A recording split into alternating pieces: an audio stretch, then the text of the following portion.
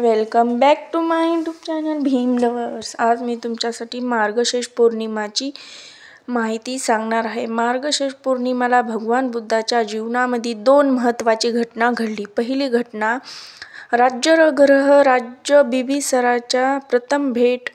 बुद्धांनी प्रवचन करून कपिलवस्तूचा निरोप घेतला. त्यानंतर पुढील प्रवास कपिलवस्तूच्या आग्नेय दिशेला असलेले मगध राज्यातील वनातून केला. तो प्रवास वैशाली, पाटलीपुत्र, नालंदा मार्ग राजगृह पर्यंत होता.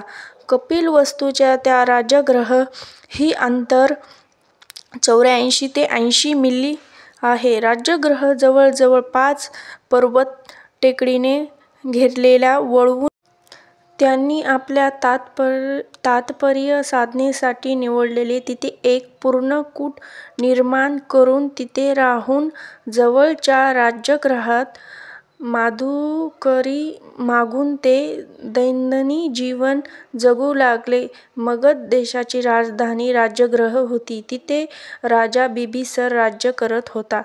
त्याच्या राज्याभिषेक वयाच्या 15व्या वर्षी झाले होते आणि आता तो 24 वर्षे वयाचा होता. त्यावेळी सिद्धार्थ गौतमाचे वय 29 वर्षांचे होते. म्हणजे सिद्धार्थ बिंबिसारापेक्षा 5 वर्षांनी मोठा होता. प्रतिकाळ चिरधारण करून हातात भिक्षापात्र घेऊन माधुकरी मागण्याच्या उद्देशाने दररोज राजगृहातून येत असे. राजपुत्राची सर्व लक्षणे धारण करणाऱ्या संन्याशाकडे राजगृह नगरातील सर्व स्त्री पुरुष नागरिकांचे लक्ष वेधले जात असे.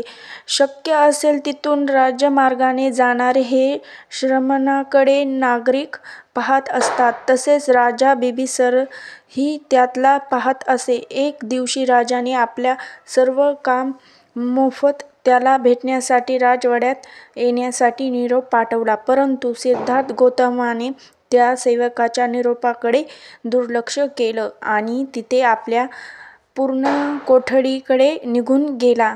राजाला सर्व सेवकाने असा निरोप सांगितला तेव्हा बिंबिसार राजा स्वतः त्या संन्याशाला भेटण्यासाठी त्या 5 पर्वत टेकडीकडे रथातून निघाला. रथ पुढे जाण्यास अडचण आली. तिथून तो राजा पायी चालत जाऊन पर्णकोट जवळ पोहोचला.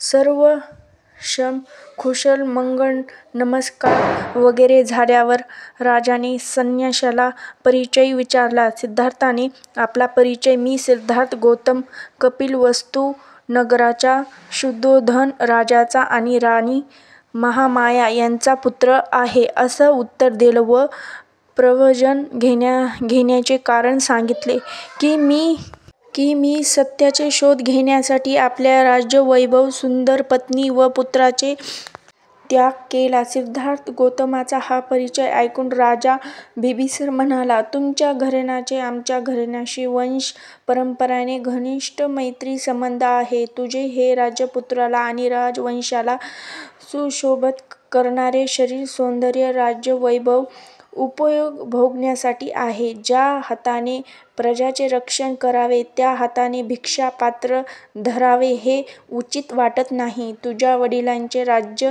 पसंती नसली तरी मी माझ्या आपल्या राज्याचे अर्धा भाग तुला देतो.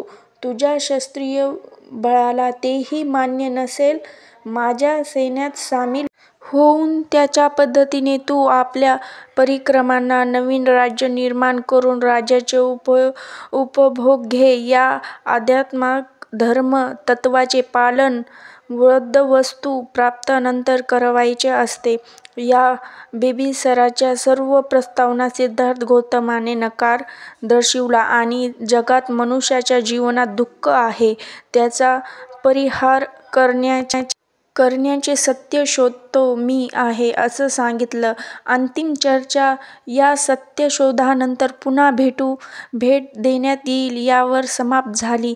तो दिवस मार्गशीर्ष पौर्णिमा इसवी सन पूर्व 534 होता. दुसरी घटना, दुष्ट प्रवृत्तीचे देवदत्ताचे अंत. देवदत्त यशोधराचा मावस भाऊ व सिद्धार्थ गौतमाचा आत्या भाऊ अमित आत्याचा मुलगा होता.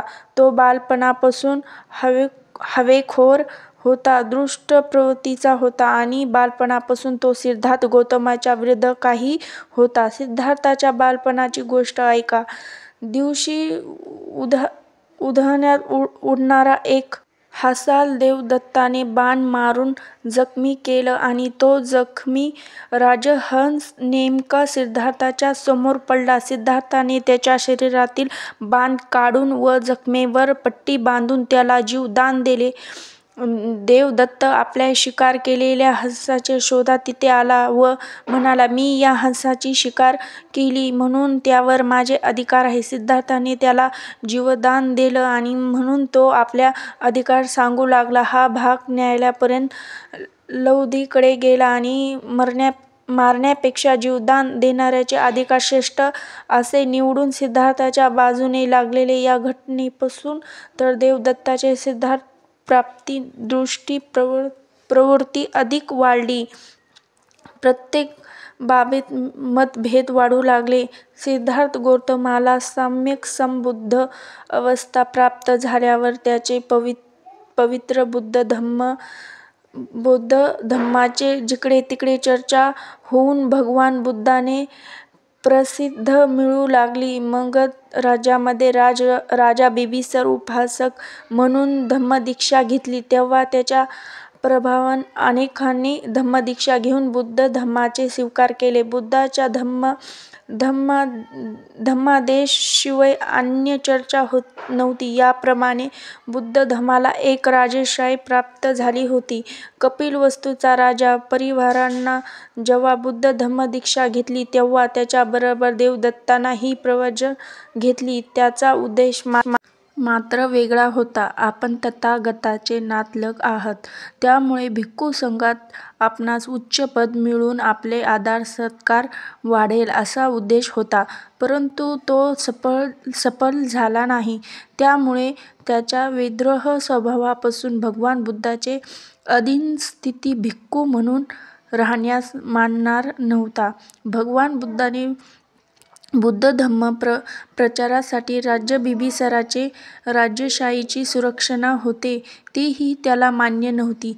त्याने आपले दृष्टी बुद्ध आणि कुठलीही नीती बिंबिसार आणि त्याचे पुत्र याच्यातच फूट पाडून बिंबिसाराचे काट काढण्यासाठी वापरले. बिंबिसाराचे पुत्र अजितशत्रू याचे त्याने कान भरले की जोपर्यंत बिंबिसार आहे तोपर्यंत अजितशत्रूला काही महत्त्व नाही, त्याचे स्थान कायम आहे. अशा प्रकारे पिता पुत्रांमध्ये त्यांनी फूट पाडून अजितशत्रूला भडकवण्यासाठी कार्य केले.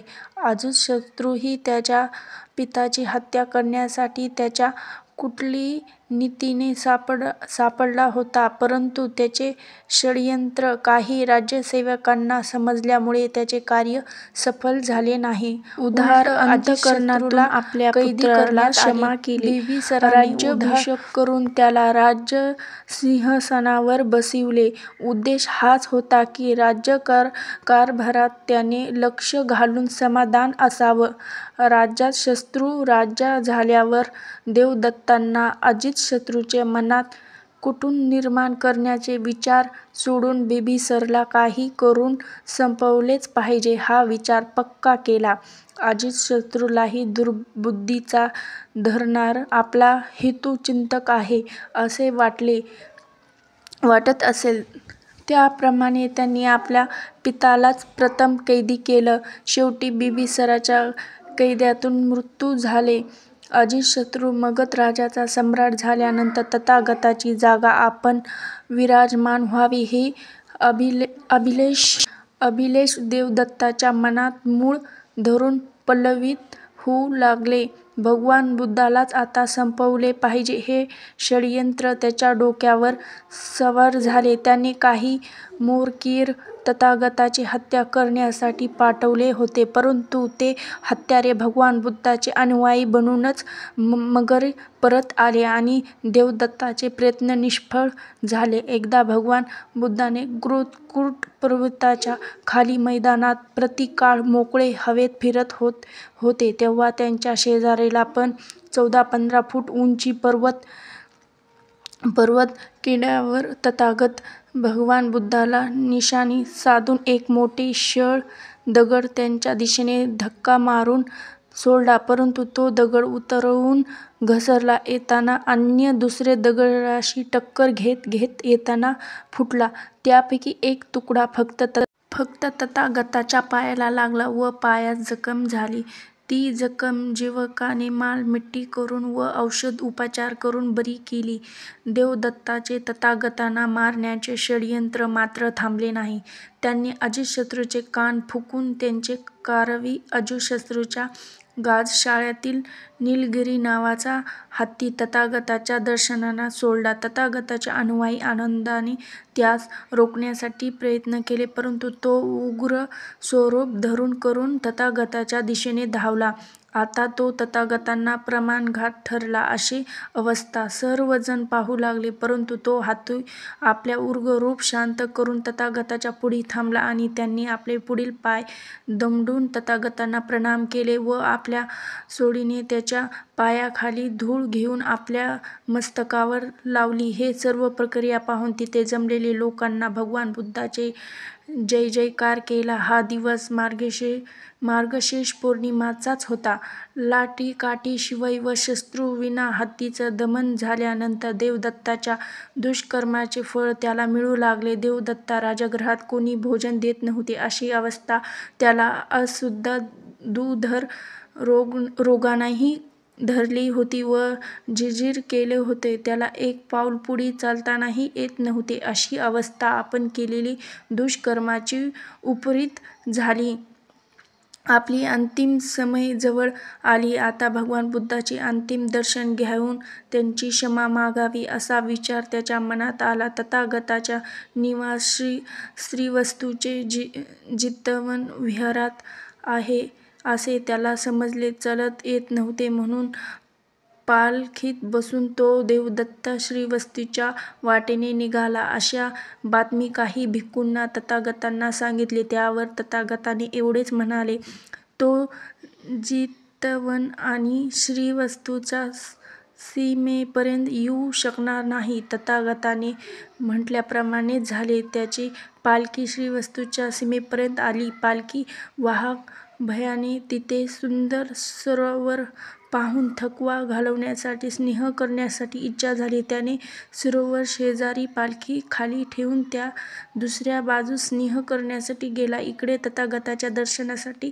अंधार झाला. देवदत्त नीट उभा राहता येत नसताना पाय चालण्यासाठी पालखीतून उतरण्याचे प्रयत्न करू लागला. तिथेच तोल घसरून तो जवळच्या दलदलात जाऊन फसला. तो बाहेर निघण्यास जेवढे प्रयत्न करू लागला तेवढे अधिक तो त्या दलदलात फसत होता. शेवटी धरणमतीने त्याला आपल्या उदरात सामावून घेतले व एक दृष्टी प्रवृत्तीचा अंत केला. जय भीम. नमो बुद्धाय. धन्यवाद ऐकण्यासाठी. हा व्हिडिओ शेवटपर्यंत नक्की पहा. ही माहिती सगळ्याला असणे आवश्यक आहे. ही माहिती मी तुमच्यासाठी सांगण्यासाठी खूप प्रयत्न केले. जशी मला माहिती सांगण्यात आली तुम्हाला समजली का नाही ते नक्की कमेंट बॉक्समध्ये सांगा.